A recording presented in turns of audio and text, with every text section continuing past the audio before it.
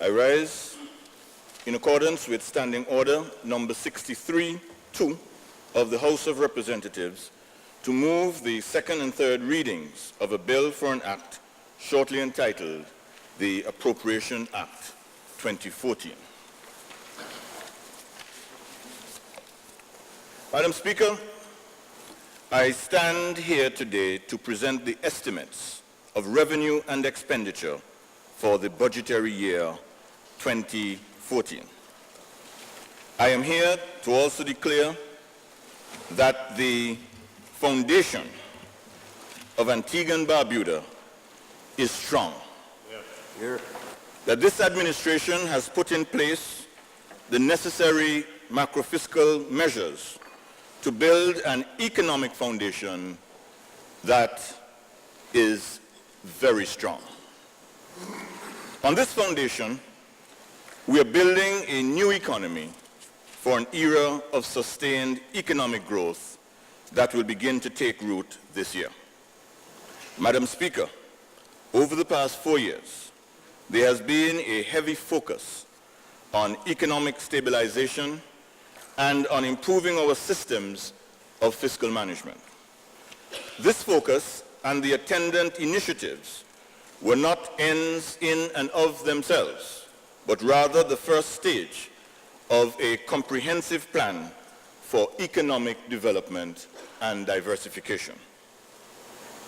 The scale and level of economic development and transformation envisioned by this administration were, from the inception, bold and visionary, and once realized, will be the most significant leap forward since Antigua and Barbuda made the transition from an agrarian economic system to a service-based one.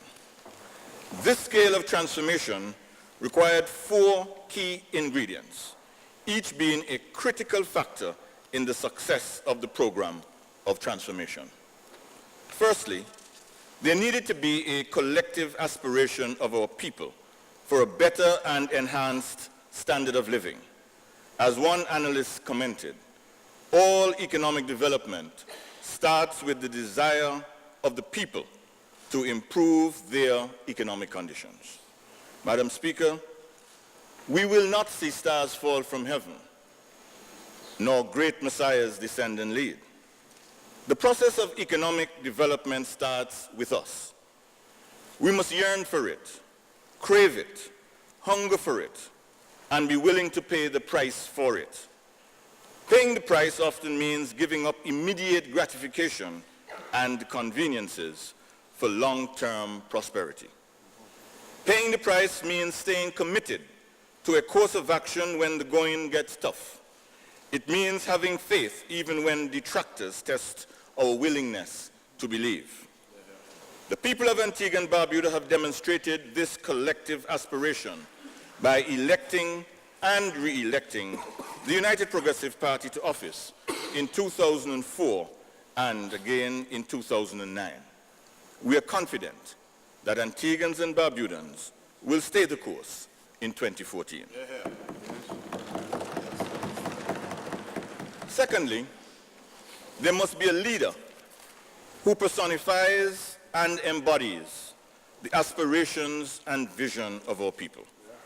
One who advocates excellence in our pursuits, maintains respect where there is disagreement, and exudes confidence in our abilities. This leader must be an architect, a builder, a communicator, a listener, an inspirer, a mobilizer, a fighter, and a conciliator. Madam Speaker, we are blessed with such a leader in Dr. the Honorable Winston Baldwin Spencer, whose primary and committed focus is the sustainable development and economic transformation of Antigua and Barbuda. Thirdly, Madam Speaker, we as a country needed to reclaim our credibility. We had lost that essential ingredient that would assure others that we meant what we said, knew what we were about, and would meet our commitments and live up to our responsibilities. We had to regain trust, rebuild friendships, and restore our name. To accomplish this, we set about to do 3 basic things: to acknowledge our indebtedness to creditors and swiftly renegotiate and implement new payment arrangements, to reinforce and rebuild technical capacity within the public sector to ensure competence at all levels of government, and to reform our governance framework so as to attract confidence in our systems by citizens, creditors, friendly countries, and development partners by promoting fairness, transparency, and predictability of outcomes. These things, Madam Speaker, we have in large part accomplished. Whereas our arrears constituted approximately 50% of our total debt prior to 2004, Madam Speaker, I'm pleased to state that through constructive engagement with our creditors, they now represent less than 6%. In terms of reinforcing capacity, this administration has easily invested more in training public servants than any previous administration in an attempt to raise the level of the delivery of public services. In terms of governance, we have from the inception been instituting measures, legal, technical, and administrative, to raise the level of confidence in the way that government conducts its business. And the fourth transformational factor, and to complete the process of economic transformation, we as a country, we need to have a high degree of clarity in terms of the structure and nature of the economy that we desire.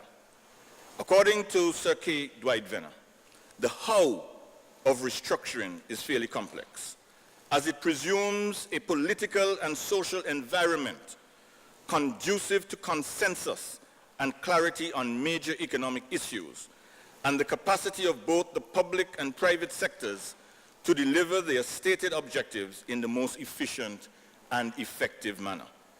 Madam Speaker, we are under no illusion that building a new economy is an easy task.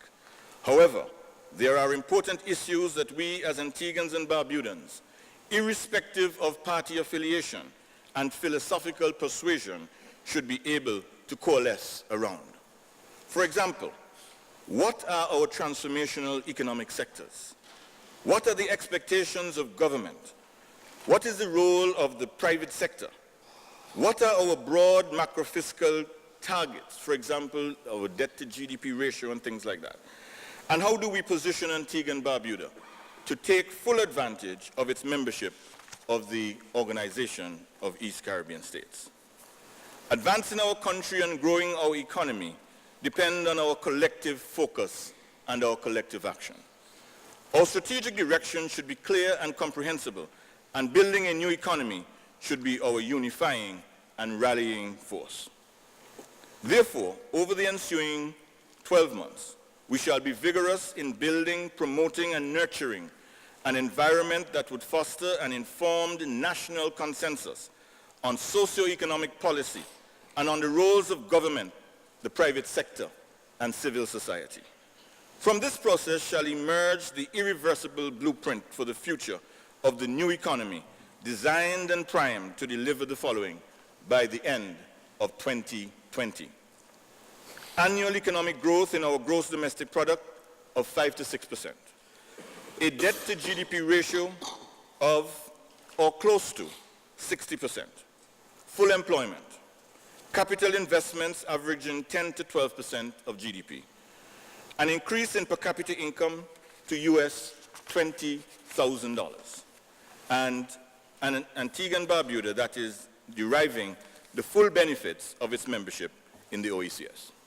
These achievements will be underpinned by the successful implementation of our fiscal consolidation and structural reform programs, a better equipped public sector, a clearer understanding by the government and non-government sectors of their respective roles, and a national commitment to a chosen path leading to equitable growth and development, to a new economy for growth and prosperity. Madam Speaker, I take this opportunity to express the gratitude of the government and people of Antigua and Barbuda for the continued support of the Eastern Caribbean Central Bank, the CARICOM Secretariat, the OECS Secretariat, the Caribbean Development Bank, the CARICOM Secretariat, I think I mentioned that, the Caribbean Center for Development Administration, the Caribbean Tourism Organization, the Caribbean Regional Technical Assistance Center, the World Bank, the International Monetary Fund, the European Union, the United Kingdom Department for International Development, the Inter-American Development Bank, the Commonwealth Secretariat, the Food and Agricultural Organization, and the United Nations Population Fund.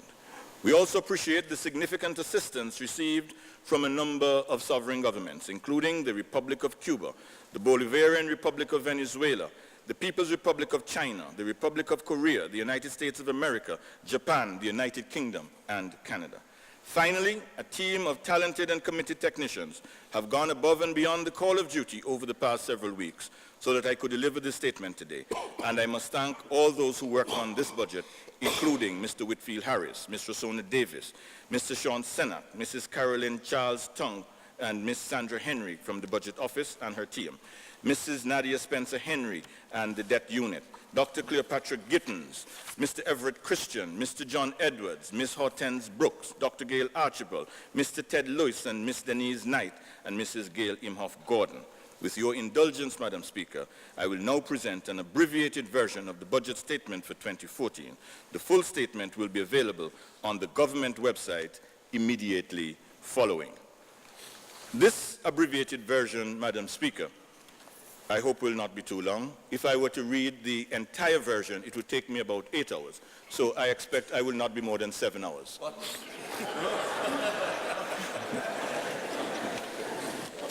Not at all, not at all. Just joking. Madam Speaker, first let me deal with economic and fiscal performance for 2013. The World Economic Outlook, published by the IMF in October 2013, estimates global growth of 2.9% for 2013, the year just passed. The IMF has projected that growth in Latin America will increase from 2.7% in 2012 to 3.3% in 2013. Also, the World Economic Outlook estimates that with the exception of Barbados, where the economy is expected to contract by 0.8%, all other Caribbean countries outside the ECCU will experience an increase in output in 2013. For the Eastern Caribbean Currency Union, the IMF and the Eastern Caribbean Central Bank are projecting an expansion in output for 2013.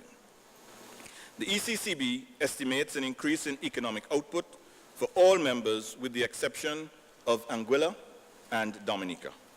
Overall, the ECCU area is projected to grow by 1.1% in 2013 as compared to 0.2% in 2012. This expansion in output was stimulated mainly by improved performance in the construction sector. Based on the most recent data published by the ECCB, Antigua and Barbuda grew by 1.2% in the year under review.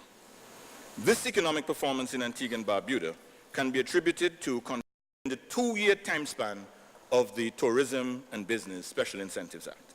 Madam Speaker, the first project to benefit from the provisions of the TBSIA is the Beaches Hotel project at Long Bay. This $150 million project will bring to Antigua and Barbuda a world-renowned brand that will increase the number of visitors to our shores. In December of 2013, the government executed a legally binding memorandum of agreement with Mr. Gordon Booth Stewart that essentially sets out the framework under which the project will be developed. There have been some delays in completing the negotiations for this project, a situation that is not uncommon with large projects. However, such delays are invariably tied to the ability of the developer to raise the financing for the project. This is not the case with the Beaches project. From the very onset, Mr. Stewart has made it clear that he's committed to undertaking this project in Antigua and Barbuda. Unfortunately, the political and personal motives of a few have halted this progress in bringing this multi-million-dollar investment project to fruition. Madam Speaker, an investment of this size will certainly boost economic activity and create employment for several hundred citizens and residents. All we need to do, Madam Speaker, is to look at Grenada where the Sandals-La Source project was started at the same time that we in Antigua and Barbuda were consumed with political posturing instead of focusing on what was best for this country.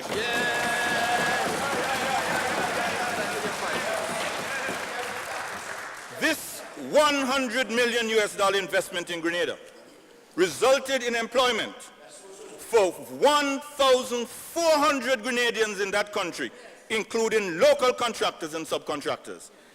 As a result of that, Grenada in 2013 will have the highest growth rate in the entire OECS because of that particular project, which could have been right here in Antigua and Barbuda. I ask, Madam Speaker, I ask, how many construction workers, electricians, plumbers, painters, carpenters, and suppliers of construction equipment and material have been negatively impacted by the failure of some persons to put country first?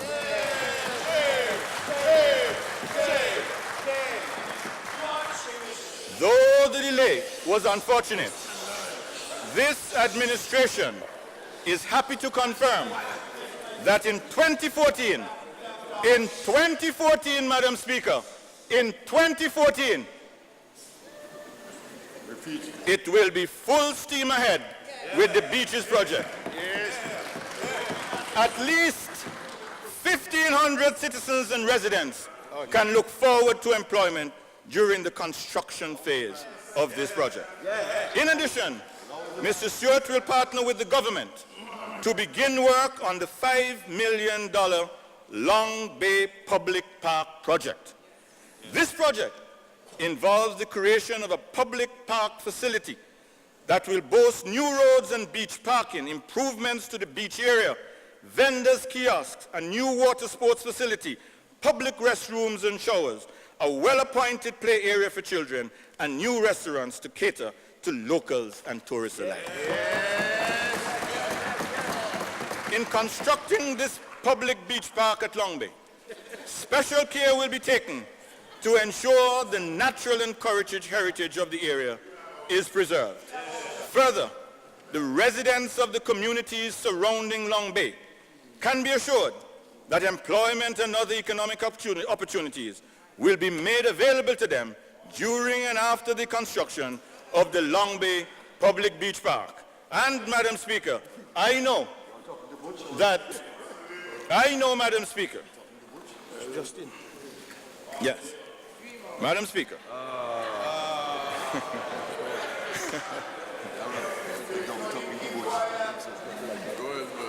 Madam Speaker, the fact that Mr. Stewart has stayed the course with this administration is a testament to his confidence in this country. It is quite likely that another investor may have opted to take their investment elsewhere. However, Antigua and Barbuda and the Sandals brand have a long-standing and special relationship, and this new project will only serve to deepen and strengthen that relationship.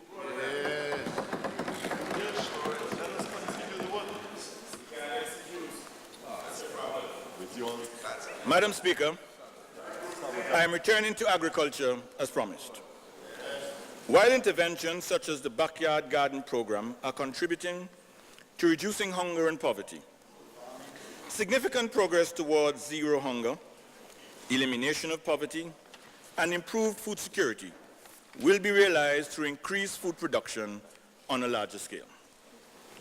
Increased food production would require the allocation of additional lands for agricultural purposes and strengthening the outreach and technical services provided by the Ministry of Agriculture. A number of interventions in this regard include: 1, the allocation of nearly 300 acres of land by the Agriculture Extension Division and the Agriculture Development Corporation in 2013. 2, strengthening the agricultural stations by empowering 45 contract workers to help increase the number of orchids under production in a number of areas, including Cades Bay, Christian Valley, the Cotton Station, and Greencastle. 3, implementing a USAID-funded covered production technology project in 2014. This project highlights vegetable production in greenhouses as a means of mitigating the impact of climate change on food production in Antigua and Barbuda. Antigua and Barbuda can generate significant foreign exchange by taking full advantage of its trade agreement with the cooperative West Indian Sea Island Cotton Japan project. Producers are estimated to have harvested 70,000 pounds of cotton lint in 2013. This is a 40% increase over the 50,000 pounds of lint produced in 2012 and has a value of $700,000 US. With the new Ginnery to improve cotton lint extraction, adoption of improved production and harvesting techniques, and the growing demand for Sea Island cotton,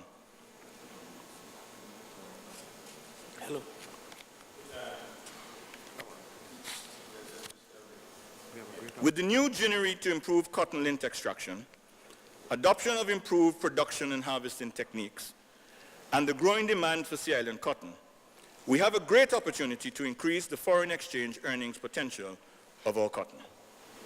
The projected yield for 2014 is 200,000 pounds of lint, which will have a value of $2 million US. Another area of export potential is in poultry farming. In this regard, the Ministry of Agriculture is continuing negotiations with the principals of the Siboney Poultry Farm. While this $75 million US project to produce poultry for export promises a number of benefits for Antigua and Barbuda, the government is cognizant of the concerns of existing local poultry producers.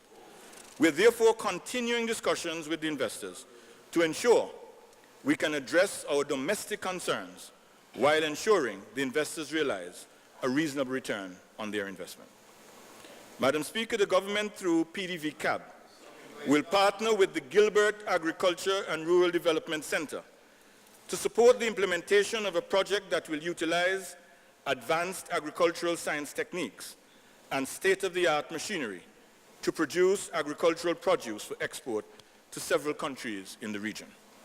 The basis of this project is the proposal submitted by LCP Industries, a company established by 3 young men who are convinced of the significant economic potential of agriculture. PDV CAB will provide financial assistance through the GARD Center to facilitate acquisition of equipment and inputs that will allow LCP Industries, along with up to 7 other contract farmers, to cultivate up to 30 acres of land and produce crops such as onions and carrots for export. I have to say, Madam Speaker, that if you had not yet heard of this group of young entrepreneurs, they went to Barbados and they won first prize for most outstanding agricultural project in the region. They were selected to go to South America, where they did equally well, and they continue to be a source of great pride for Antigua and Barbuda.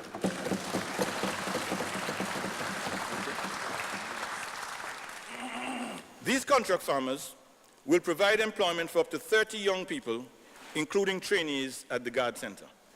This project will also include an internship program through which students studying agricultural science in secondary schools can be attached to the farms for practical experience in the business of farming. The arrangements for this project are being finalized and implementation will begin in the first quarter of this year. Another point that I would wish to make, Madam Speaker, is that you may know of the Caribbean Leadership Project, where senior civil servants at the rank of permanent secretary from Jamaica right down to Suriname are selected to take part in a various number of training programs. Antigua was one of the places where they visited last year. It was a cohort, I think, of about 30 persons from the entire region. The Princess Margaret School Agricultural Project was selected as what is known as one of the bright spots in the entire Caribbean region, used as an example to show other islands what can be achieved by young people in the secondary school system.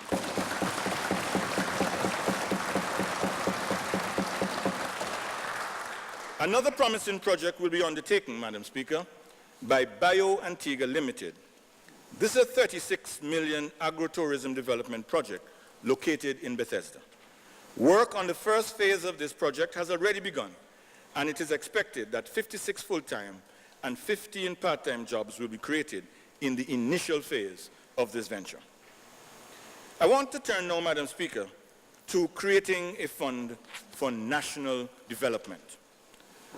It is well known that the government has a significant role to play in stimulating economic activity and generating employment opportunities for the population. One way to do this is by implementing policies and legislation to encourage private sector investment and development. I want to say, Madam Speaker, that over the past few decades, the major infrastructure and public sector investment projects have been funded through external grants or through debt accumulation. Antigua and Barbuda has developed significantly over the years, recording high human development indices and living standards, and a very high per capita GDP.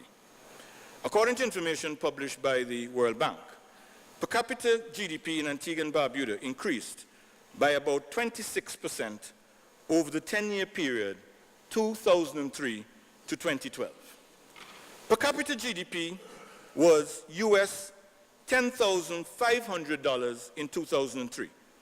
It amounted to US $13,200 in 2012.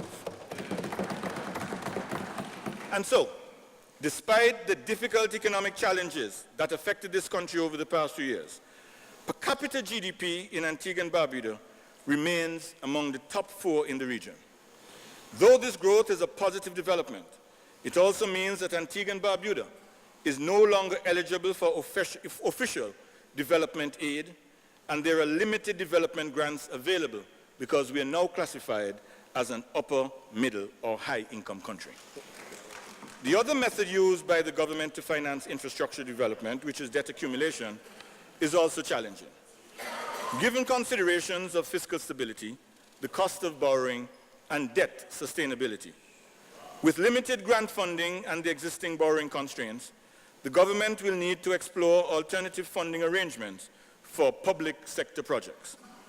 One source of financing identified by the government to help fund infrastructure, public sector, and other national development projects is the Citizenship by Investment Program.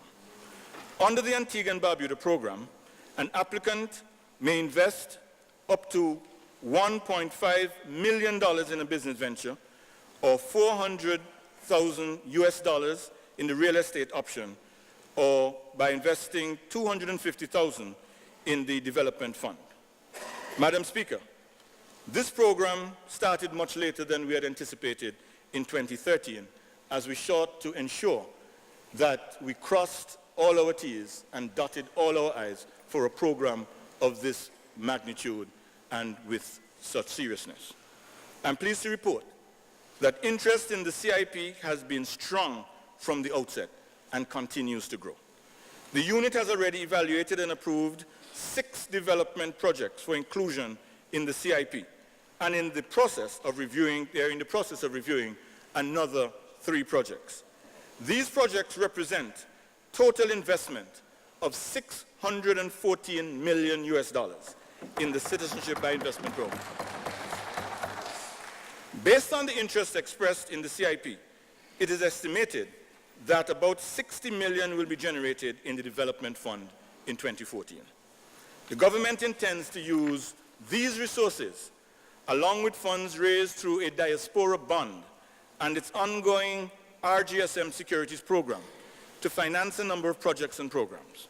With the funds generated through the CIP, the diaspora bond, and ongoing securities program, the government will generate about $150 million for the development fund in 2014.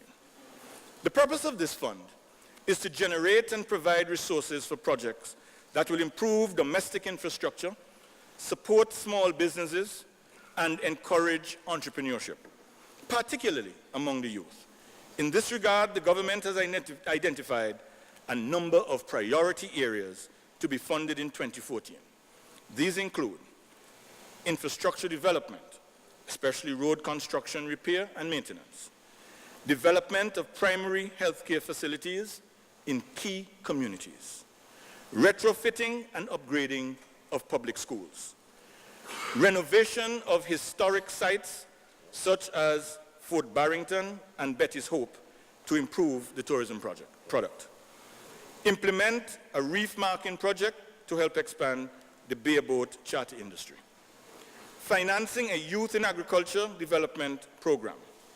Financing a youth entrepreneurs program. Enhancing the small business credit guarantee scheme and developing a microfinance program to support micro businesses. And a land development and housing program, including a mortgage subsidy program. These, Madam Speaker, represent the government's perspective on the types of programs that can be implemented with resources from the Development Fund. However, we have determined that the process for approving and finalizing the projects and programs should include a consultative phase. During this phase, stakeholders and members of the public will have an opportunity to provide feedback on the priority programs that we have identified as a government and to suggest other projects or programs that they think are important to be considered. Madam Speaker, the Development Fund affords Antigua and Barbuda an excellent opportunity to pursue its development objectives and to do so without total reliance on aid, which is short in coming, debt accumulation, which is bad for our debt sustainability program, or the resources of external investors. And so I turn now, Madam Speaker, to the construction sector. Construction is a major contributor to economic output in Antigua and Barbuda. And over the past 10 years, the sector's contribution to GDP averaged about 12% per year and grew by an average of about 4% per year. This sector has shown strong signs of rebound, recording growth of 9.9% in 2012 and 11.3% in 2013. A significant contributor to the recovery of this sector is the Construct Antigua and Barbuda Initiative, CABI, which was launched by this administration in 2011 to stimulate economic activity. Since its launch in 2011, there have been 475 applications for the Construct Antigua and Barbuda Initiative, with 396 approved by the ABIA. 270 of these applications were for new home construction, while 205 were for home renovations. In 2013, a total of 278 applications were received and 243 were approved. Of the applications approved in 2013, 136 were for new residential construction and 107 for home renovations. The total value of the projects approved by the ABIA between 2011 and 2013 is $142 million.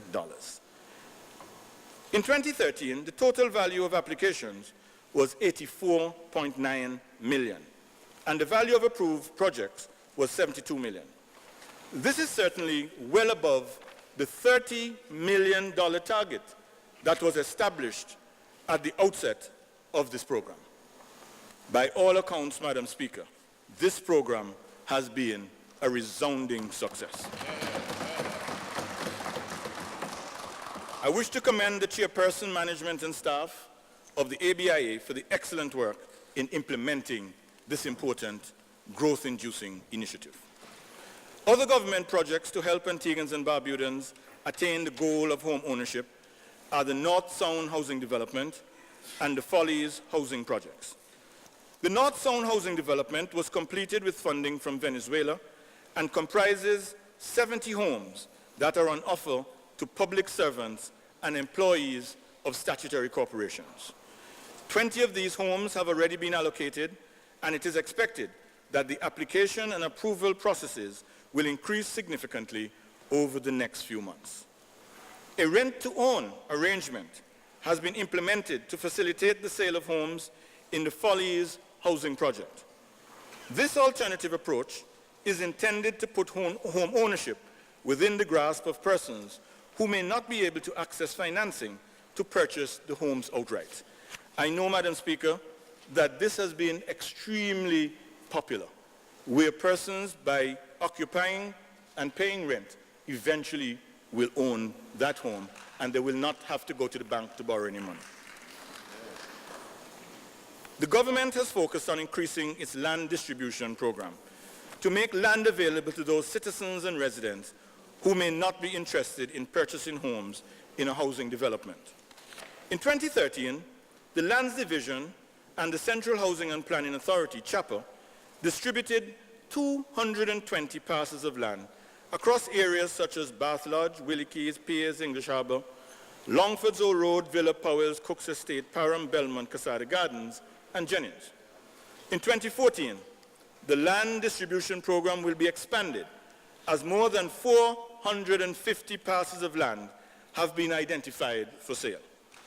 These plots of land will be made available in areas as Bowlands, Weirs, Cedar Valley, Lyons, Newfield, Carties Hill, and Five Islands. Another housing-related project is the Bow Panel project, which involves the construction of affordable houses using the patented state-of-the-art Bow Panel system. This is a joint venture between the government through CHAPA and Bow Panel Systems Limited. It will provide employment for over 1,000 citizens and residents and make home ownership a reality for 5,000 Antiguans and Barbudans over the next 5 years. A critical part of this project will be a financing component through which prospective purchasers of the homes in this project will be able to access funding with our preferred partner, the Eastern Caribbean Amalgamated Bank. The project also comprises a manufacturing component where Bow Panel systems will be manufactured in Antigua at Crabs Peninsula for use in the local development projects and to supply the regional Central American and Latin American markets.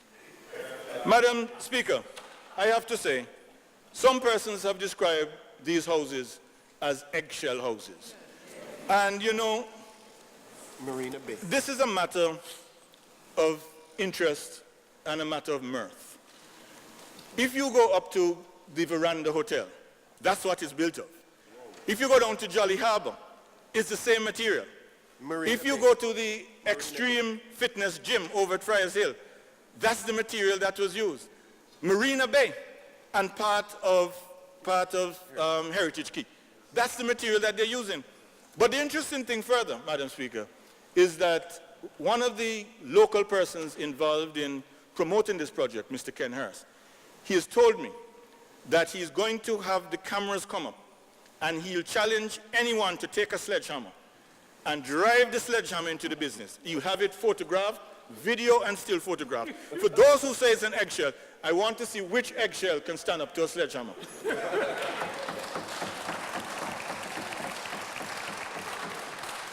But, Madam Speaker, what would you expect? These, Madam Speaker, are issues that I know cause a sense of great discomfort amongst our opponents, because they're asking themselves, oh my, this project looks like it's unbeatable. So what we will do is build 500 wall houses in 500 days. Madam Speaker, one young person said to me after a recently held forum, we may be young, but we're not stupid.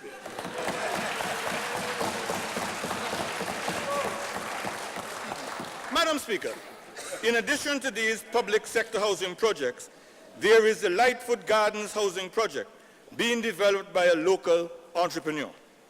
Work on this 73-unit development began in early 2013 and is to be completed within 24 to 36 months.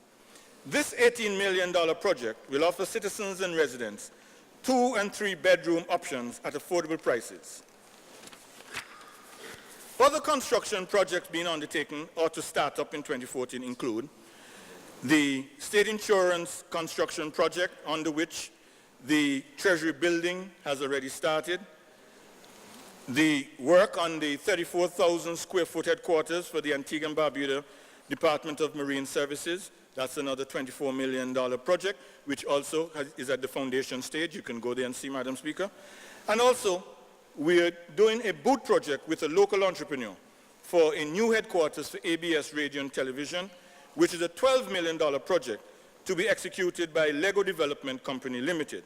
It will be located on Friars Hill Road, and construction will begin before the beginning of the second quarter of 2014.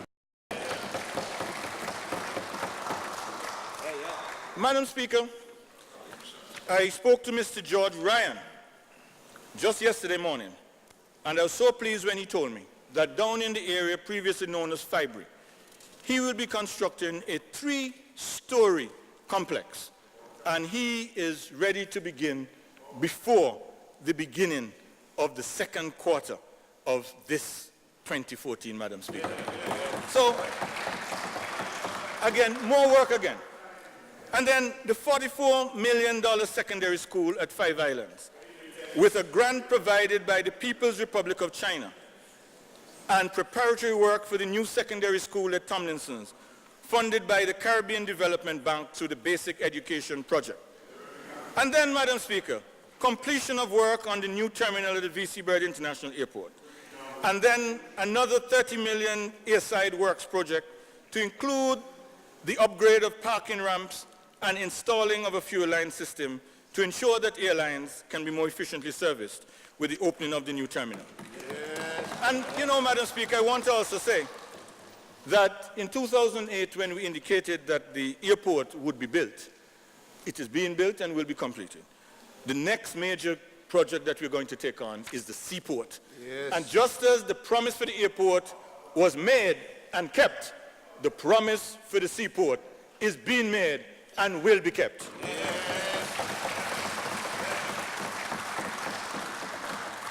But, Madam Speaker, I do understand the discomfort of my honorable friends on the other side. And as Emeritus would say, Madam Speaker, you may want to say, give me an aspirin. Madam Speaker, details of the 2014 budget. This year, Madam Speaker, government is projecting a total budget of $983 million. Recurrent expenditure for fiscal year 2014 is estimated at $874 million, while recurrent revenue is estimated at $702 million. Recurrent expenditure, excluding principal payments, is estimated at $692 million. Accordingly, we project a current account surplus of $10 million. Madam Speaker, it's okay. Some people suffer from attention deficit disorder. Yes.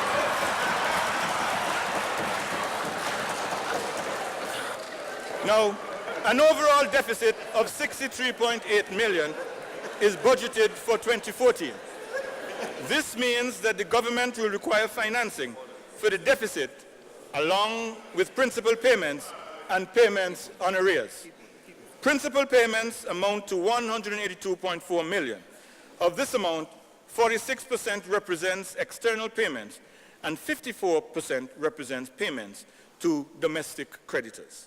Also, an amount of $17.1 million is required to settle arrears to local contractors and merchants. In Budget 2014, the amount allocated for one,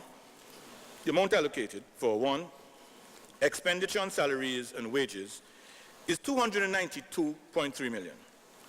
2, government social security and medical benefits contributions, which we are paying, $23.8 million, paying in the most difficult period of our economic history ever, when no payments could be made during the period of growth and prosperity and even pussy and all in yam salad. Madam Speaker, pensions and gratuities, $59.6 million. Goods and services, $129 million. Transfers and grants, $93 million. Debt service payments, $276.2 million. Madam Speaker, the ministry allocations are as follows. Office of the Prime Minister, $40.3 million. Ministry of Health, 98.2 million. Ministry of Hold on. Agriculture, Honorable members, I would 17.7 like to million. hear. Ministry of Tourism, 32.1 million. Ministry of National Security, 74.2 million. Ministry of Education, 86.2 million. Ministry of Finance, 101 million. Ministry of Works, 71.6 million. Other budgetary allocations: Governor General's Office, 1.1 million. The Legislature, 2.4 million. The Cabinet Office, 3.2 million. Allocation for the Judiciary is 1.8 million. Office of the Attorney General and Ministry of Legal Affairs, 10.1 million. The 2014 budgetary allocation for the Services Commission is $678,000. The provision for the Audit Department is 1.1 million. For pensions and gratuities, we have allocated 54.4 million. The provision for charges on the account of the public debt is 276.2 million. The 2014 provision for the Electoral Commission is 4.7 million, and the Office of the Ombudsman, $480,000. Madam Speaker, this year's budgetary allocations clearly indicate government's priority areas going forward. Health, education, and tourism are three of the biggest areas for government recurring expenditure. Madam Speaker, with 98.2 million being spent on health this year, it is a clear indication that we take the wellness of our people very seriously. Yes. A nation can only live out its full potential if its people are fit and ready for the task at hand every day. This year also, Madam Speaker, 86 million will be spent on education. We continue to boldly invest in the education of our people. We are adamant that only through education can we achieve the complete transformation of Antigua and Barbudan society that we have been advocating. We make no apologies for that thrust, Madam Speaker. This money is a continued investment in the empowerment of our people and the very future of Antigua and Barbuda. We are spending more money this year on agriculture also, and we have allocated nearly $20 million for this sector. There are some important developments in that sector, Madam Speaker, which I have spoken about. Madam Speaker, we have a long-established list of credentials as a caring government. We believe that a nation becomes worthy of its name by the way it treats the most vulnerable among us. And at the core of the attitude of this government is the fulfillment of biblical precepts. Permit me, Madam Speaker, to outline later the main social programs we have undertaken. We have increased the allocation to the Prime Minister's ministry, a significant portion of which will be spent on ICT development. This government understands that for our nation to remain competitive, we must increase our ICT capacity. And so this year, the government is expanding the GATE program to allow up to 500 new cadets to receive training at that facility. Good work. We will also develop an ICT business incubator model that will focus on mobile app development. This government will also launch a new program called the Human Entrepreneurship and Assisted Resource Technologies, HEART. I have to say, Madam Speaker, that with regard to our development and progress in the ICT sector, Antigua and Barbuda now ranks #1 in the entire Caribbean region. The initiatives, Madam Speaker, that have been undertaken in this area have attracted the attention of public and private sector players worldwide. In fact,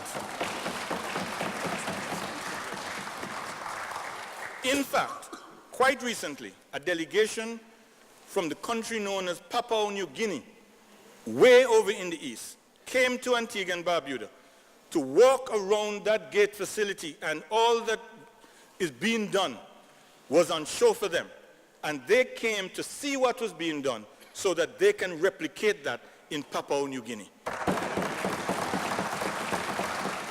Other representatives from other Caribbean countries have also come to Antigua in order to see what can be done. And it has received significant ratings from international and regional organizations.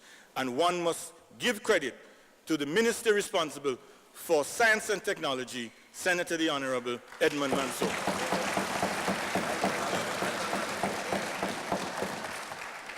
Madam Speaker, on the capital side of this year's budget, we are spending nearly $110 million as we continue to build our capacity to deliver in this new era of growth and opportunity. The Ministry of Works will collaborate with the various ministries and departments to implement a $108.2 million in capital projects. Of this amount, $35 million has been allocated to major construction of roads, drains, and bridges, and for road repair and maintenance in communities across Antigua and Barbuda. Madam Speaker, you know they say Barbuda gets a disproportionate share of everything, but that's because they have a very effective member of parliament, in Mr. Walker.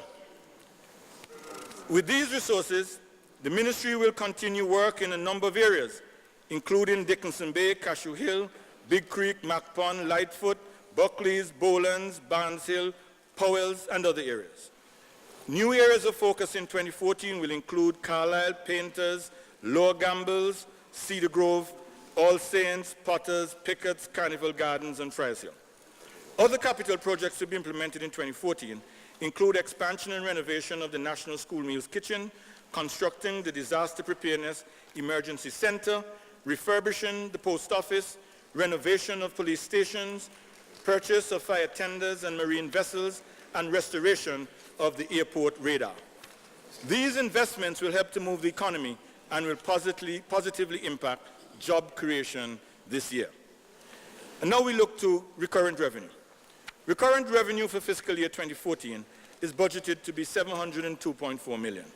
This anticipates a 15% increase in revenue over the expected actual revenue outturn for 2013 and will not be achieved through any new taxes or tax increases. Will not be achieved through any new taxes or tax increases. The growth in revenue will result from increased economic activity in 2014, and I've already set the basis for that assumption. As implementation in a number of projects, which I highlighted earlier, once these projects commence, we'll see, Madam Speaker.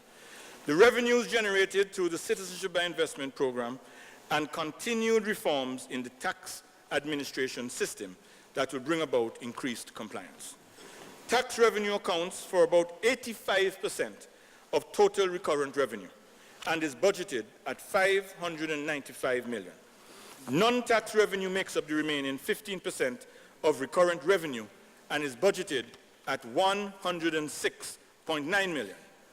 Tax revenue is comprised of direct taxes, which account for 16% of recurrent revenue. They include corporate income tax, which is $45 million, personal income tax, $39.6 million, property tax, $25.5 million. Indirect taxes account for 69% of recurrent revenue and include ABST, $224 million, import duty, $82.2 million, and the revenue recovery charge, $71.8 million. So those will be the main sources of tax revenue, direct taxes and indirect taxes. The main contributor to non-tax revenue will be the Citizenship by Investment receipts, and we have budgeted that at $60 million. And that is because, based on the interest that has been shown so far, last year we budgeted $32 million. However, as I indicated earlier, that program started very late in the year, and therefore it was not able to achieve the anticipated outturn. This year, however, it is well on the way, it is in progress, and all indications are that the target will be either met or exceeded. I want to say also, Madam Speaker, that, as I stated earlier, this administration does not intend to introduce new taxes or to increase any existing ones. Yes. There certainly would be no need to do so, since we will not act recklessly and eliminate important tax measures that underpin our sound macroeconomic structure. Instead, the improvement in revenue yield will be due to revenue from a new source that is not a tax on the population, that is the Citizenship by Investment program, enhanced tax administration through better compliance, and collections of the taxes that are on the books, as well as increased economic activity. And now, Madam Speaker, for the social programs and relief measures. As I mentioned earlier, we are continuing to maintain our social safety net programs and are pursuing policies that provide training and employment opportunities for our people. There's the School Uniform Grant Program. During 2013, some 14,846 students were registered for the School Uniform Grant Program, an increase of 18% over 2012. Given the government's mandate of putting people first, there has been a continuing commitment to this program to ensure that citizens are not prevented from taking advantage of learning opportunities because of lack of resources. The government has spent about $25 million on the School Uniform Grant Program since it started in 2004. There's the National School Meals Program. The National School Meals Program has expanded and now serves 20 primary schools, providing tasty, nutritious, and well-balanced meals to approximately 3,000 school children daily. And what is amazing, Madam Speaker, is that for the life of this important program, we have not heard of any outbreak of any form of disease, any form of foodborne illnesses, or anything of the sort. And I think, Madam Speaker, it is a testament to the meticulous planning that took place at the inception of this program by the Honorable Senator Joan Messiah and her team.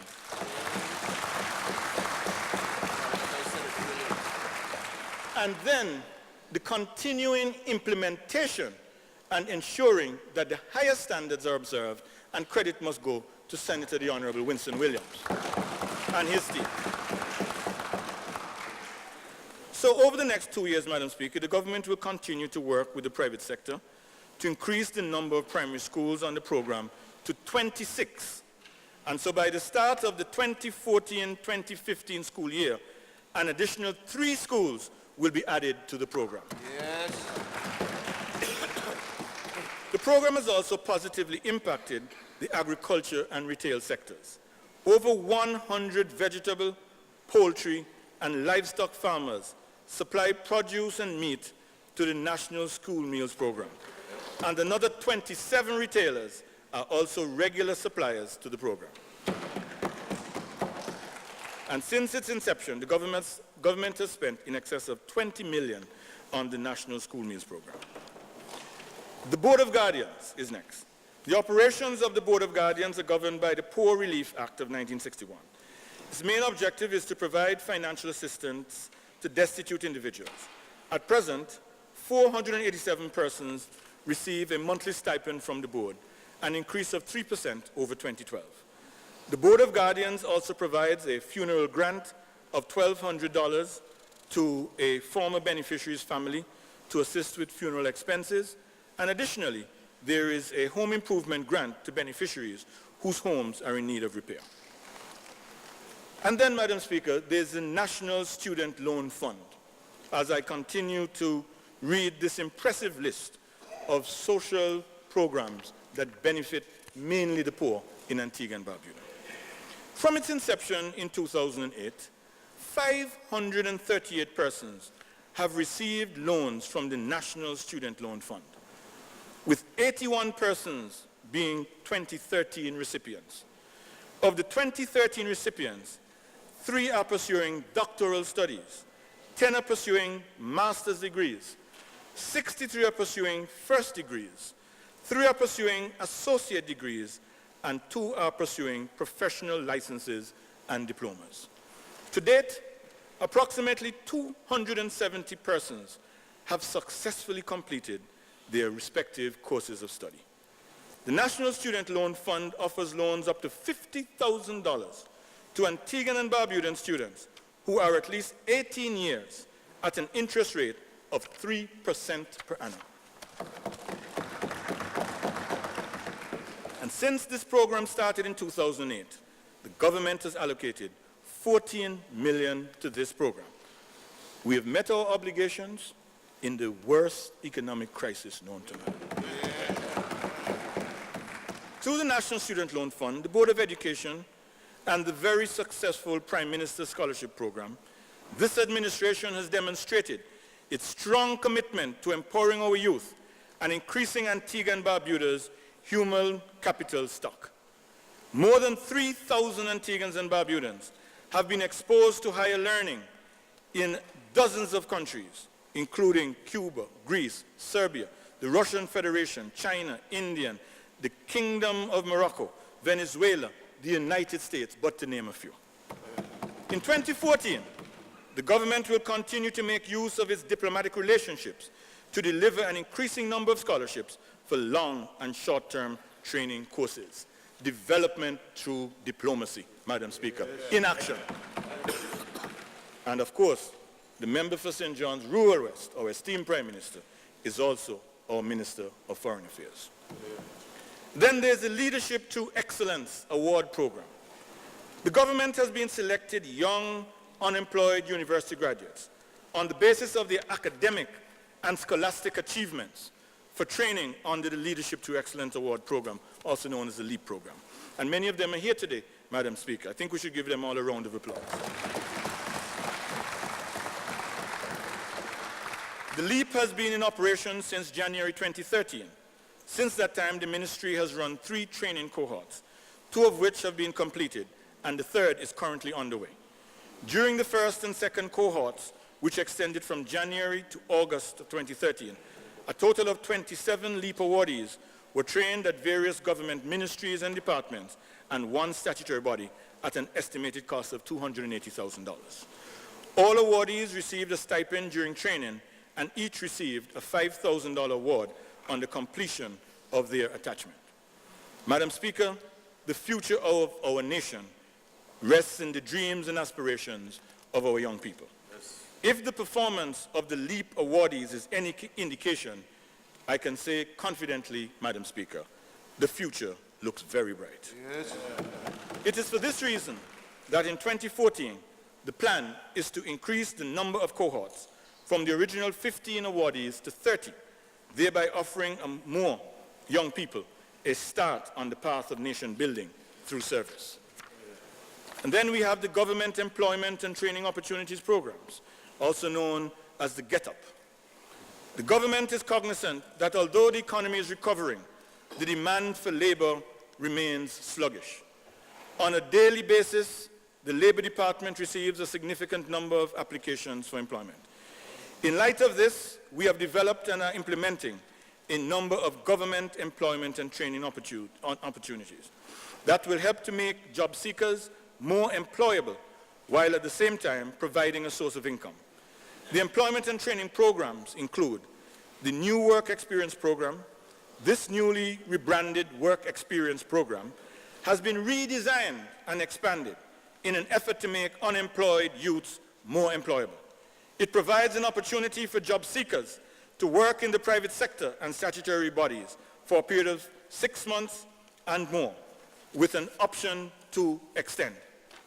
The practical experience gained from this training will give the participants a competitive edge as well as boost their morale and confidence. This program initially targets 500 Antiguans and Barbudans, and it began in September of 2013.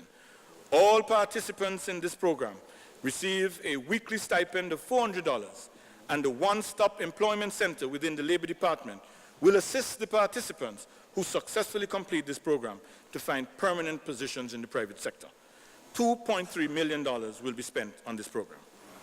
And then there is the Antigua and Barbuda Skills Training and Empowerment Program, yet another program.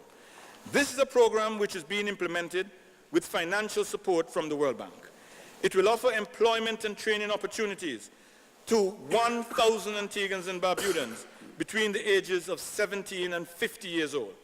Participants in these programs will receive life skills training, retraining, and competency certification. They will also be offered job placements in selected projects, including small infrastructure refurbishment or development projects, and programs that support community development. Participants in the skills training component of this program will receive $1,600 EC monthly for a period of 6 months. The application period for this program will begin on the 3rd of March of 2014. Unemployed and low-income persons aged 17 to 50 years are encouraged to submit their applications to the Labor Department's One-Stop Employment Center in order to ensure that they benefit from this program. A total of US $4 million has been allocated through the Public and Social Sector Transformation Project to implement this initiative. This is the money, Madam Speaker, that's costing us less than 1%, 0.98% interest on this money that we are investing in our people. And then, of course, is the Enterprise Achievement Challenge. The Enterprise Achievement Challenge is a new program. I announced it, Madam Speaker, when I did the budget presentation for 2013. The project was launched in November of 2013, and it is intended to empower youth and single mothers by creating employment opportunities for them. Each program started officially on the 2nd of December with an orientation for 68 low-skilled to unskilled trainees participating in this program.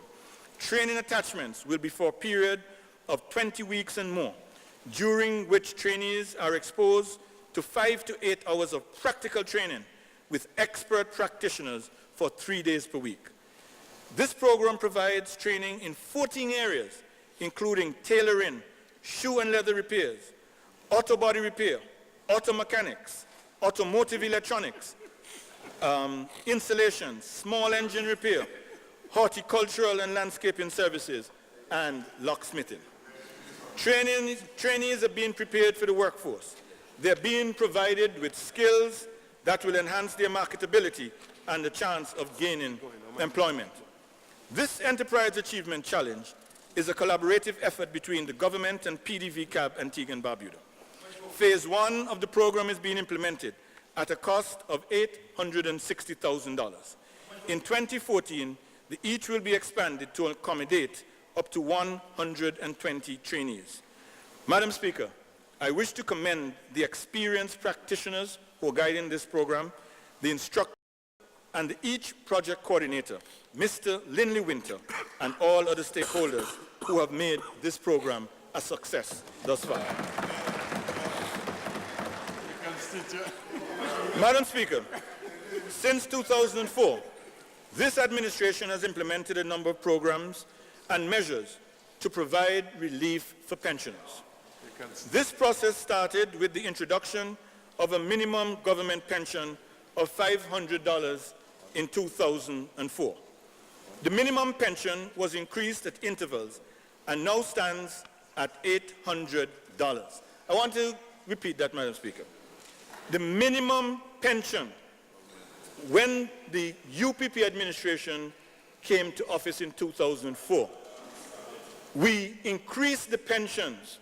Some persons were getting as little as $150 a month. That's what it is. And it was increased in our first term to a minimum of $500. Yeah. And since then, the minimum pension has been increased, and it now stands at $800 from just over $100 10 years ago. Madam Speaker, we have built the foundation, and there will be no turning back. Further, Madam Speaker, those pensioners whose pensions were between $750 and $2,400 and who had not received an increase over 10 years were granted a $250 increase. With the increase in the government minimum pension, as well as the minimum pension paid by Social Security, the minimum aggregate pension received by a government pensioner now amounts to $1,150. Yes, from 150. The support for pensioners also includes a property tax benefit whereby a pensioner can claim a 50% reduction in his or her tax liability, provided that the pensioner resides at that said property. Additionally, nearly 5,000 pensioners benefit from the Senior Citizens Utility Subsidy Program administered by the PDV CAB. We expect that this number should increase to about 5,500 this year, 2014. Pensioners in Antigua and Barbuda are also eligible to receive a waiver of the 10% travel tax once application is made to the Ministry of Finance. This was introduced to provide relief to pensioners since they were affected by the repeal of the Embarkation Tax Act and the introduction of the Airport Administration Charge.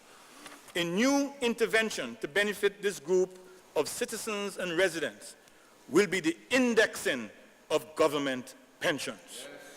The government has taken a policy decision to index government pensions and has mandated the Pension Modernization Commission to consider options to give effect to this decision.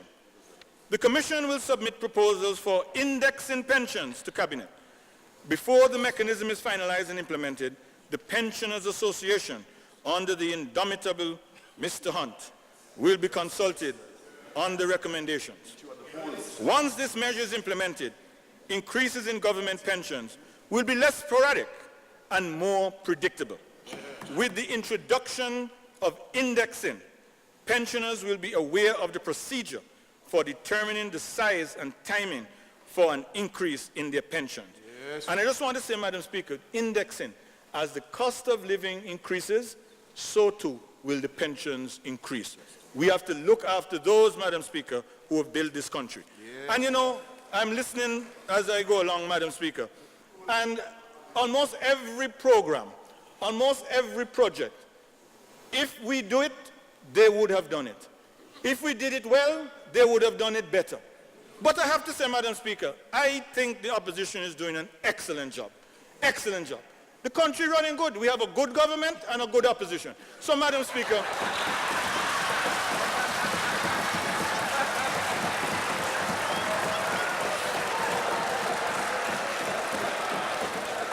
so you see, so, Madam Speaker, there's no need for any change. No need. No need at all. They're doing a wonderful job. So why change it if they're doing a great job? Nothing wrong with that. Nothing wrong with that.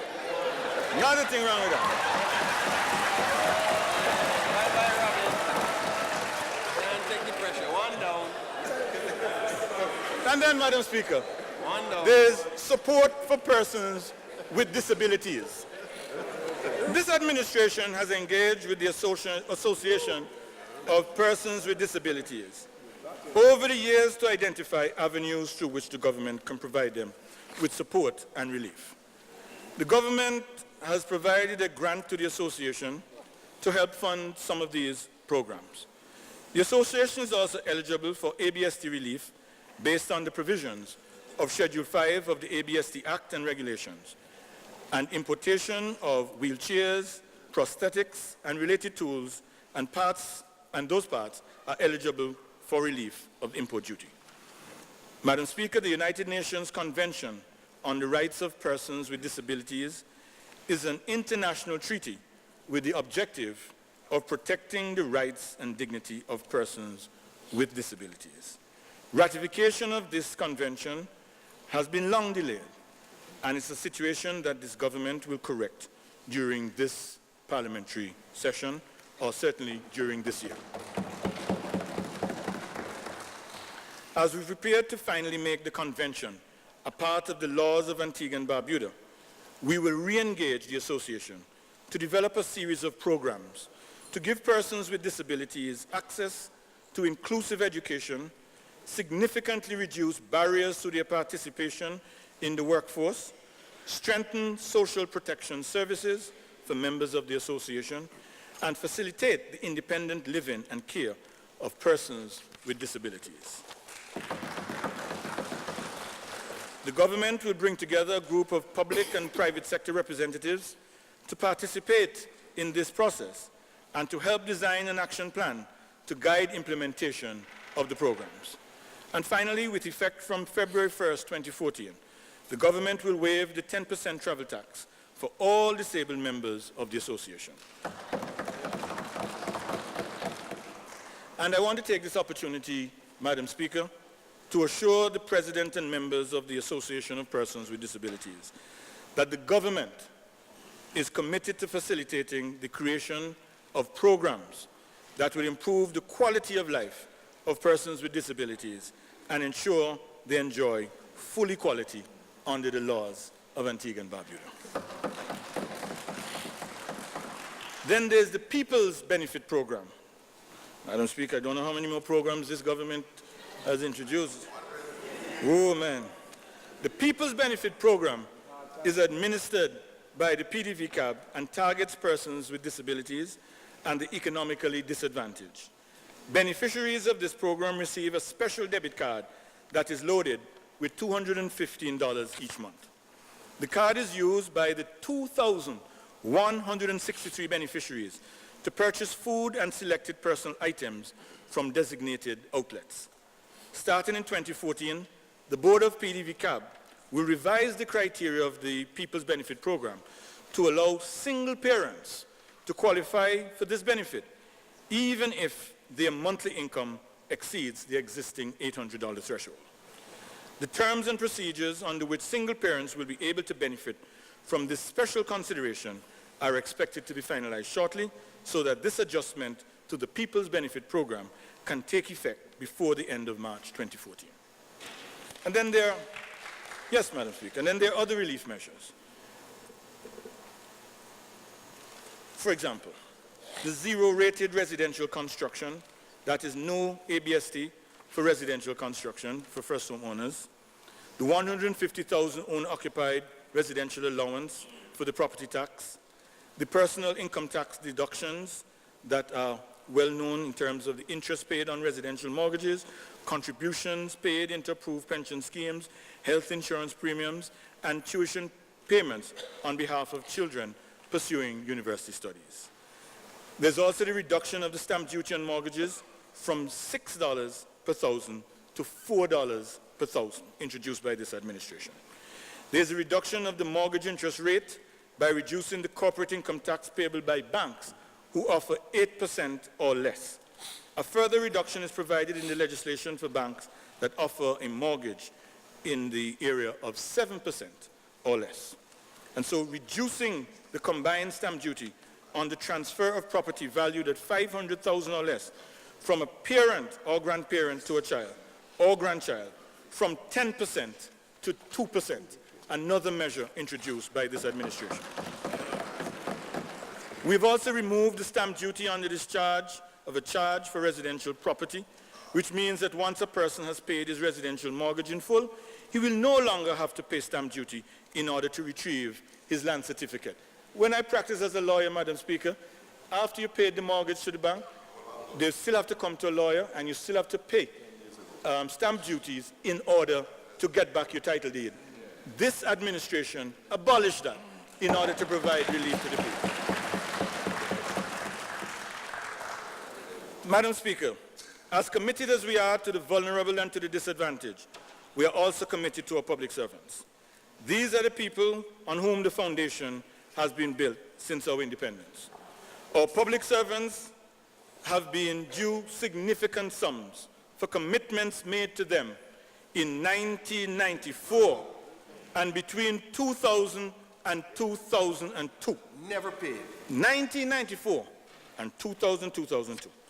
These amounts have accumulated due to the failure of a number of previous administrations to implement agreements for salary and other increases to public servants.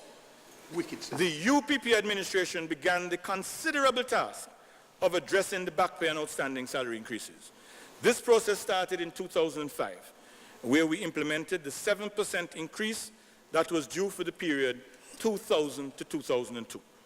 Next was the $32 million back pay that was due from 1995 and 1996. This was paid over the period 2006 to 2007. An increase in traveling allowance that was due since 1994 and was then implemented in 2007. Due since 1994 implemented by this administration in 2007, Wicked, sir. followed by a 10% increase to the general public service in 2008.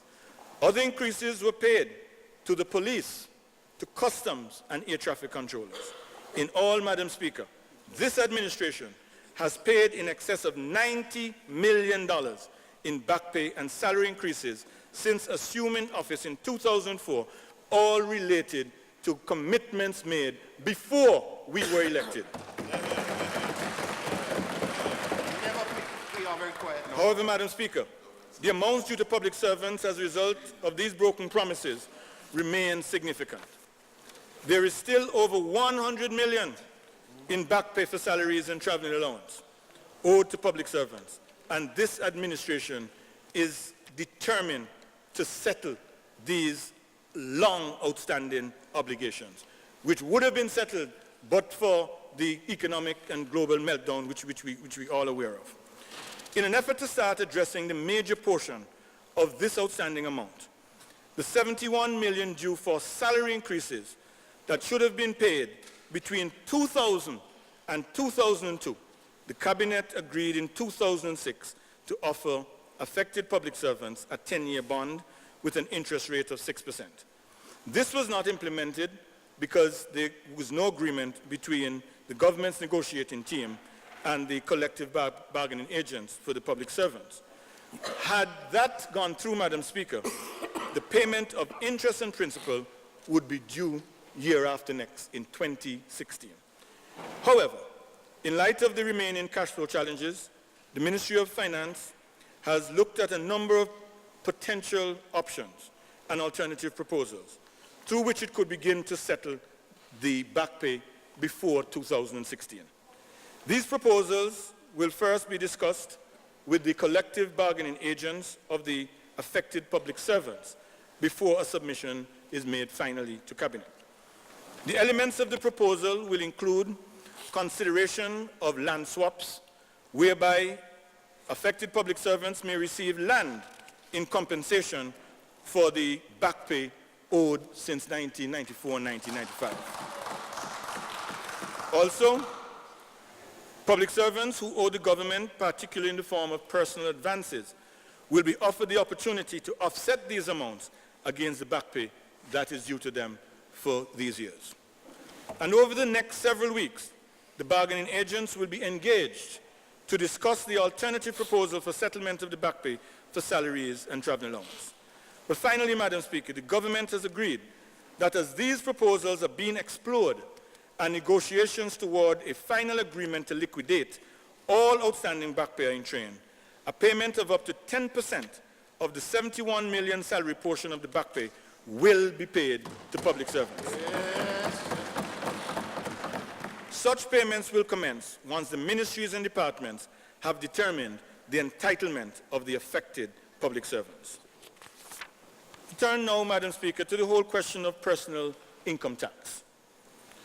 Madam Speaker, the Honourable Leader of the Opposition has announced that his party will repeal personal income tax should they be returned to office. We have challenged the Leader of the Opposition, Madam Speaker, to state what steps he would take to make up for the shortfall. The shortfall in revenue, which would result from the proposed repeal. After more than 5 months, he is yet to provide a plausible explanation. I wish to suggest, Madam Speaker, that perhaps the leader either is unwilling or unable to provide this explanation, and perhaps it is that he knows that it is simply not feasible unless he proposes to introduce new taxes or increase existing taxes. Yes. As an alternative, one can only speculate that several of the social programs which benefit the poor and introduced by this administration, such as the benefits for pensioners, for school children, and other disadvantaged persons, that all of those programs will be eliminated. The approach, Madam Speaker, would comport with the views of the right-wing American Legislative Exchange Council, whose policies the leader of the opposition admires and has quoted extensively on radio. I want to remind this nation, Madam Speaker, that this group, the American Legislative Exchange Council, and I've invited persons to Google them. This group, first of all, is committed to dismantling of government. It is opposed to free public education. This was the group that was with the Tea Party that were behind the impasse in the U.S. Congress. Many of us heard about it, the fiscal cliff, that led to the U.S. government shutdown in 2012. This is the group that considers President Obama a socialist. They curse him every day, online, in print, and otherwise. And it is committed to the repeal of Obamacare. I'm just giving you a flavor of the type of group that we've heard extensive quotations from the leader of the opposition. The group continues to oppose unemployment benefit in the United States. This group, unfortunately, is now the group that the leader of the opposition, leading a group that was built on a philosophy of Fabian socialism that is admiring and advocating the policies of this particular group. I can only say, Madam Speaker, that I can only grope as I ponder what would happen to this beloved country should the leader of the opposition ever occupy the halls of government in this fair land of Antigua and Barbuda. Lord, have mercy upon this fair nation of Antigua and Barbuda. I want to go further, Madam Speaker, because anything that we do, we make certain that we look at the numbers. And when we looked at the potential and what would be required, even with the best will in the world, if you were to abolish personal income tax, and as the leader of the opposition has said, he would make it up with growth in the economy, it would require growth of approximately 10% per annum in order to make up the shortfall. If you're not going to increase taxes, you would need to grow the economy by at least 10%. China, the world's leading growth power right now, is clocking in at between 6 and 7%. The United States is coming in at 2 and below. The United Kingdom, even some of the most advanced and progressive economies like Singapore, they're coming in at 3 and 3.5%. But the leader of the opposition tells this nation of Antigua, young and old, men and women, that he will grow this economy by 10%. Madam Speaker, we've heard of Jumbi economics. We've heard of voodoo economics, but I believe, Madam Speaker, we will have to find a new name for this type of economics. So, Madam Speaker.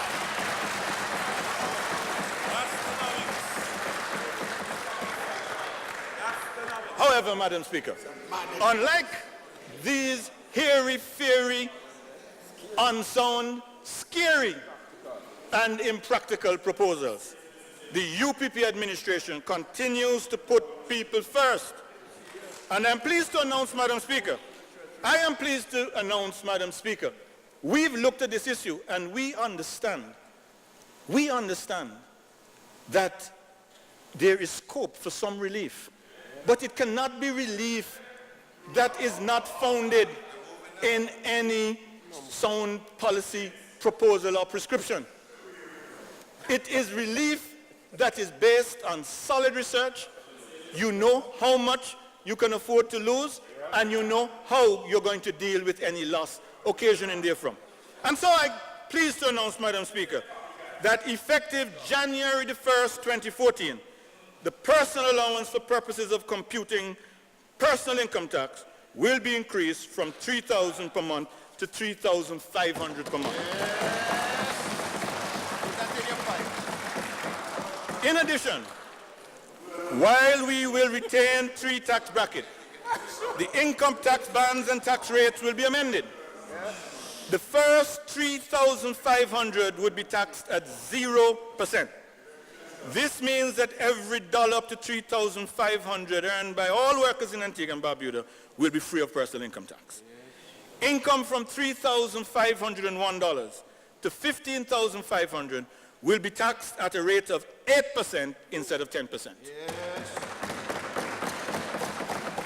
And income above $15,500 will continue to be taxed at 25%.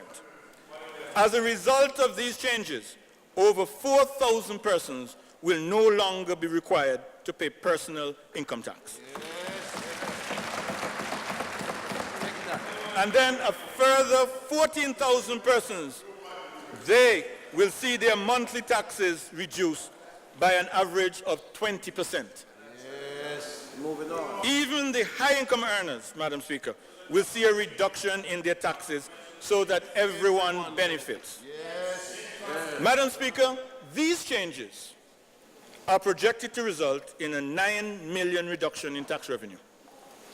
But rather than increase other taxes, Madam Speaker, or cut in social programs, as would be inevitable if we were to abolish income tax, we will improve compliance across all tax types, in particular property tax, ensuring that everyone is brought into the net. We will also, Madam Speaker, be comfortable in knowing that based on the economic activity, in order to finance that loss of $9 million, we will only need to grow the economy by 1.72%. That is very, very realizable based on all that is projected for this year. So we can see our way. We can see clearly how this matter will be dealt with. To abolish it would be to place at risk the jobs of thousands of public servants. What are we going to say to public servants, Madam Speaker? Having abolished income tax, you're going to say, well, I thought it was going to work, but it didn't work, so go home and sit down for now, and I'll call you when I'm ready for you. That cannot work, Madam Speaker. How are you going to say to public servants, we thought that we were going to grow the economy by 10%, even though no other country is growing an economy by 10%. And now you have to go home because you were not able to achieve the 10% rate of growth. And so, Madam Speaker, based on what we have projected, only a growth rate of 1.75% is required in order to make up for this loss of $9 million. That's sound planning, and at the same time, bringing relief to persons in a gradual way, making certain that you do not undermine and erode the solid macroeconomic foundation that we have built on which we can carry this country forward.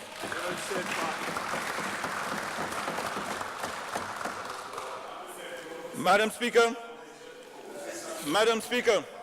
you will recall that the Tax Policy Review Task Force recommended certain adjustments to the personal income tax in its draft report, and also suggested that an increase in the ABST would be a way in which this revenue loss could be recouped.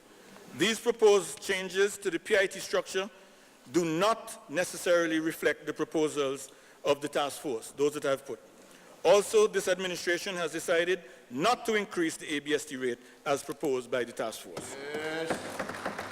Such an increase would serve to make our tax system more regressive in our view at this time by placing an even greater tax burden on those who can least afford it. But I want to say, Madam Speaker, that the task force did an excellent job. They were not able to submit their report in time for us to give it the serious consideration that it required. But based on the report that has been submitted so far, there are sound proposals, and over the next few months, we will be looking at these proposals in a very serious way.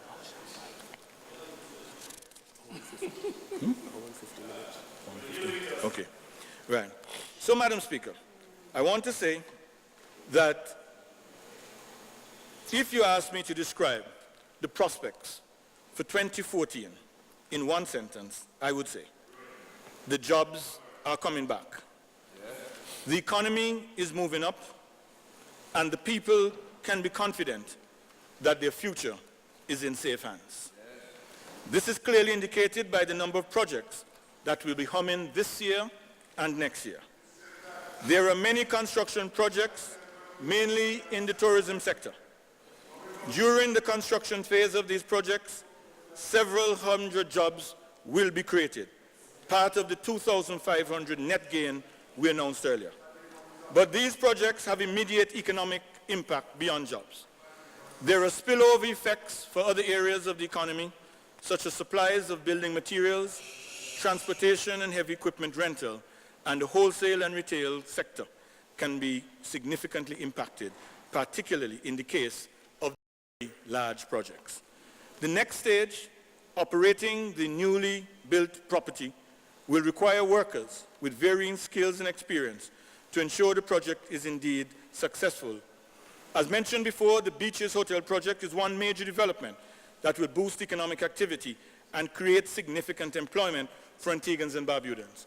Let me pause here, Madam Speaker, to say that this memorandum of agreement that we have inked with Mr. Butch Stewart, it will require a national consensus that we should go forward with this project.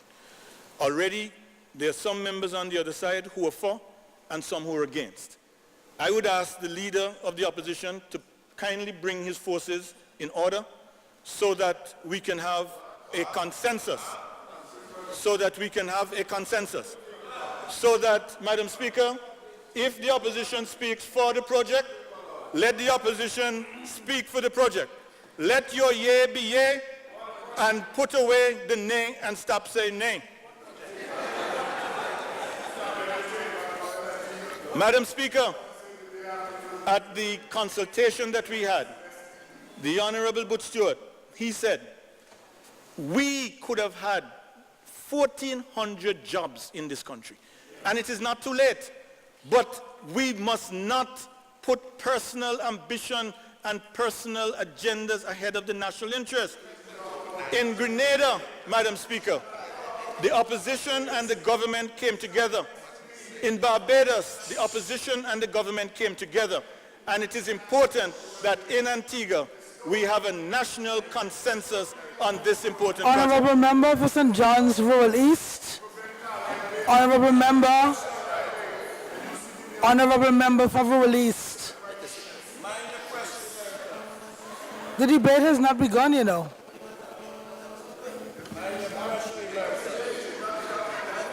You will have your hour and a half to speak. No. Madam...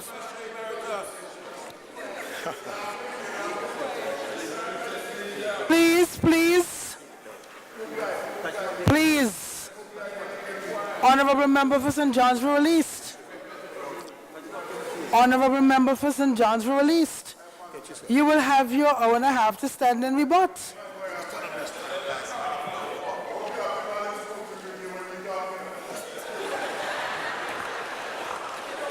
That's your job. Honourable Member for St. John's Rural East, City East, would you continue? Yes. Madam Speaker, let me just say that the member for Rural East has requested the presence of the school children. We live in a free country, Madam Speaker. They've come here, Madam Speaker, to hear what this government has to say. We don't know if they will come to hear what they have to say. But, Madam Speaker, I want to appeal to them. I want to appeal to them that if it is a case where he would like to hear them, I'm sure they would be happy to oblige, Madam Speaker. And so, Madam Speaker, I want to refer now, Madam Speaker, to the Nonsuch Bay project. Now, the Nonsuch Bay project has already started and is doing well. Phase 2 of this project involves the construction of an $11 million US marina complex and 94 new 1, 2, 3, and 4 bedroom units at a cost of $34 million. I want them to say this is impractical. They can go and speak right now to the Fraser brothers. It's happening. They have already started, Madam Speaker. They will spend US $12 million on support for infrastructure for the resort and marina. Work on the project, it began in 2013, and construction on the marina complex is expected to be completed in time for October 2014. The Nonsuch Bay Resort project, it will generate employment for another 400 contractors and construction workers and 180 full-time employees for the operational phase. It's happening and it is subject to verification. Then there's the Gunpowder House and Suites. This is a $6.7 million project which will build 20 new hotel rooms at English Harbour. It is being promoted by Mr. Paul Death and it will be completed in 2015. It will provide 50 construction jobs and 21 full-time jobs when it is fully operational. Again, subject to verification, Madam Speaker. Then there's Orange Antigua Limited. The developers of this $250 million US project will transform Perns Point Peninsula into a 5-star resort of luxury residences. Work on this project has already started and will continue over the next several years, providing construction jobs for several hundred Antiguans and Barbudans. When it is fully operational, the property will yield nearly 400 full-time jobs for our citizens and residents. And then we have the villas at the Veranda Resort. This is being promoted by Mr. Robert Barrett. This project will be implemented over 36 to 48 months and involves construction of 38 new luxury 2-bedroom villas at what's known as Honeymoon Beach. This is a $100 million project, and this will be another 150 construction jobs and 140 full-time jobs when it becomes fully operational. Ask Mr. Barrett, and he will be able to verify everything that I've said. There's the Azure Bay development. This is a $500 million project, and it will be implemented over a 4 to 5 year period down at Azure Bay, also known as that area of Seaforth. I can say, Madam Speaker, that Antigua and Barbuda is poised to benefit from not one, but several major hotel development projects that will span the next 4 to 5 years of continuous development and growth in this country. A number of these projects, they are already at the implementation stage. Some will start this year. They represent an investment of approximately $1 billion, which will certainly have an incredible impact on the tourism and construction sectors, as well as considerable spillover effects in all other segments of the economy. An important result of these projects will be the addition of at least 1,000 new units to Antigua and Barbuda's hotel stock over the next 5 years. And this will lead to more than 20% increase in the number of hotel units to the about 4,100 units currently existing. Further, the total number of jobs to be created as a result of these projects over the next 5 years is at least 5,000. As you can see, Madam Speaker, 2014 and indeed the next 5 years will be characterized by significant economic activity spurred by large-scale private sector investments. While much of these investments will take place in the tourism sector, there are also investments in agriculture and non-tourism related construction projects. In addition to the $1 billion investment projects in tourism, there will be public and private sector investments in other sectors amounting to at least $240 million. These are projects that have started or will begin over the next several months. All told, they, along with the tourism development projects, will provide employment for nearly 7,000 citizens over this 5-year span, Madam Speaker. Madam Speaker, the people of Antigua and Barbuda need look no further than the UPP administration, if it is their desire to see a true social and economic transformation of our Twin Island state. It is not by accident that local and foreign investors have committed to invest significant amount in Antigua and Barbuda over the next several years. Their decision to invest demonstrates their confidence in the macroeconomic policies pursued by this administration under the skillful leadership of our Prime Minister, Dr. the Honorable Baldwin Spencer. Madam Speaker, no developer or businessman, whether local or foreign, will invest their resources in an economy in which they are not assured of a healthy return. They therefore will seek out a stable economy with sound policies and strategies to promote economic growth. To the extent that our people's confidence in the country's economic direction is heavily dependent on the level of investments, Antigua and Barbuda have US $1.2 billion reasons to be optimistic about our economic prospects. Madam Speaker, I am certain that these investments, along with the effective policies being pursued by this government, will advance the development of the new economy for growth and prosperity. I am also confident, Madam Speaker, that our per capita GDP, a measure of the standard of living in a country, will increase steadily over the next few years so that we will attain the target of US $20,000 for every man, woman, and child in Antigua and Barbuda by the year 2020. These are exciting times, and I encourage our citizens and residents to take every opportunity to participate in our country's economic and social transformation. Madam Speaker, Antigua and Barbuda faces a major choice in 2014, but we are confident that faced with the choice of turning back, standing still, or marching forward, our proud people descendants of King Court, will march forward.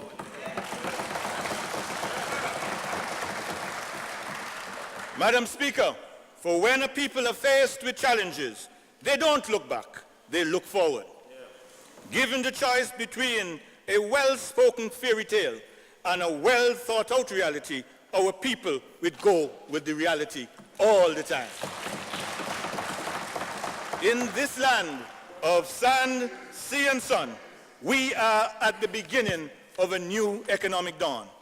The sun is shining in St. John's and in Liberta, in Five Islands and in Barbuda, and everywhere in between.